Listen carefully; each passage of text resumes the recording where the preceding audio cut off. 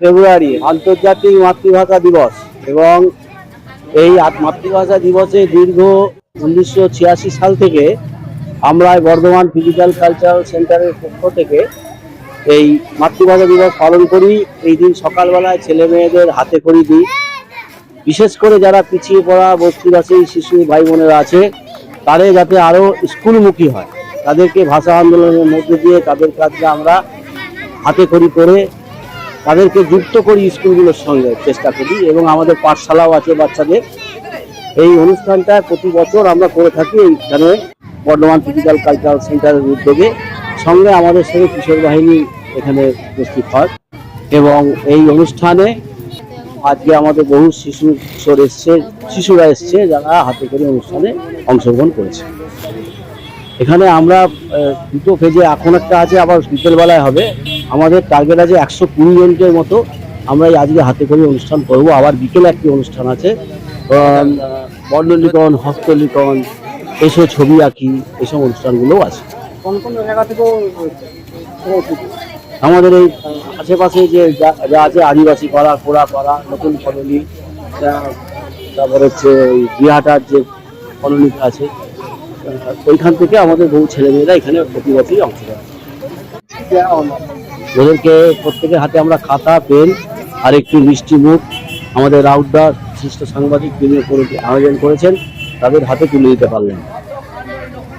হ্যাঁ, আমাদের মধ্যে উপস্থিত ছিলেন যে বিশিষ্ট সাংবাদিক উদিত সিংহ দা আর শ্যামাপ্রসাদ চৌধুরী, আমাদের মধ্যে রাউতদা উনি ছিলেন আমাদের দিলীপ রাউতদা, এবং আমাদের মধ্যে আছেন প্রভা ঘোষ এবং রূপসা মজুমদার এবং মনীষা বালা। এরা সবাই মিলে এসে, কবিতা রুচ নবপল্লী থেকে তার বাচ্চা ছেলে মেয়েদেরকে সব নিয়ে এসেছে, এরা সবাই বসেছে।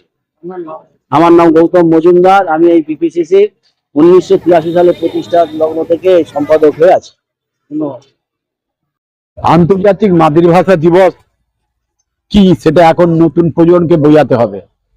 আমরা অনেকেই জানি না যে এই মাতৃভাষা কিভাবে আজকে আমরা অর্জন করেছি। এই অর্জনের ইতিহাসটা আমাদের নতুন প্রজন্মকে এবং বাচ্চা ছেলে মেয়েদের জানাতেই হবে। তাই জন্য আমাদের লড়াই চলবে।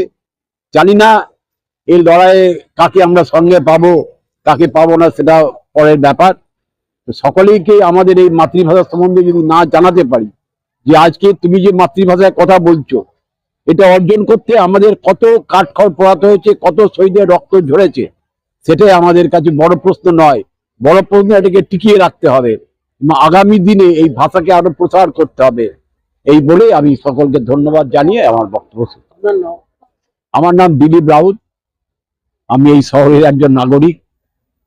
আমি পত্রিকা চালাই কি না চালাই সেটা বড় কথা না। আমি সকলের সঙ্গে মিশে এগিয়ে যেতে চাই। যে কোনো ভালো কাজই আমি এগিয়ে আসব, তাতে আমার যত বাধা বিপত্তি আসুক আমার কাছে কিছু এসে যাবে।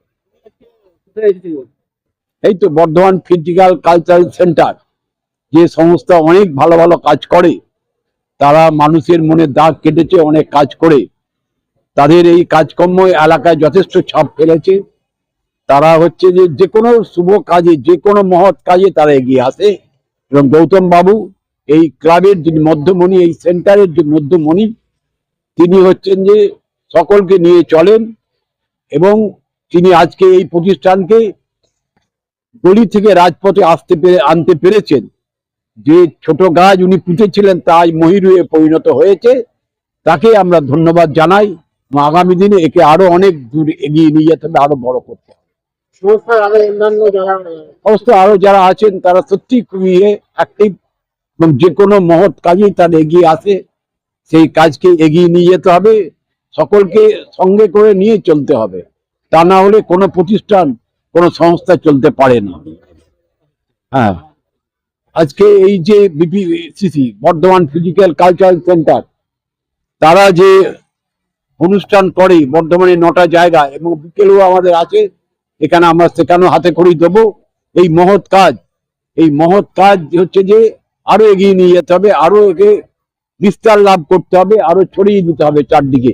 তবেই হচ্ছে যে আমাদের প্রকৃত আমরা যে কাজ করেছি সেটা মানুষের মনে দাগ কাটতে পারবে।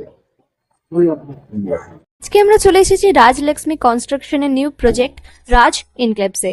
এটি অলমোস্ট 52 কাঠা এরিয়া নিয়ে তৈরি হচ্ছে। এটির দুটি ব্লক, ব্লক এ তে রয়েছে 12 ফ্লোর আর ব্লক বি তে রয়েছে 4 ফ্লোর। এখানে আপনারা পেয়ে যাচ্ছেন বাজেট অনুযায়ী 1 BHK, 2 BHK and 3 BHK flat. এখানকার আকর্ষণীয় ব্যাপার হলো ফ্ল্যাটের গ্রাউন্ডে আপনারা পেয়ে যাচ্ছেন স্টাইল বাজার, আর সঙ্গে থাকছে বেসমেন্ট পার্কিং, ওপেন পার্কিং, আর রুফটপে পেয়ে যাচ্ছেন 10,000 square feet area AC gym জিম, আড্ডা zone, AC community hall with kitchen, garden area. আর 24/7 আপনারা পেয়ে যাচ্ছেন CCTV security, water supply, power backup, common utilities, maintenance office, আরো কত কি। আর তাছাড়াও আপনারা পেয়ে যাচ্ছেন ব্লক বি তে সুইমিং পুল ফেসিলিটিস। বাইরে থেকে তো আপনারা অলমোস্ট সবই দেখলেন, এবার পালা আপনাদের একটা রুম ট্যুর দেওয়ার। এটা হলো 3 বিএইচকে, 1187 স্কোয়ার ফিট। এখানে আপনারা পেয়ে যাচ্ছেন 3টে বেডরুম।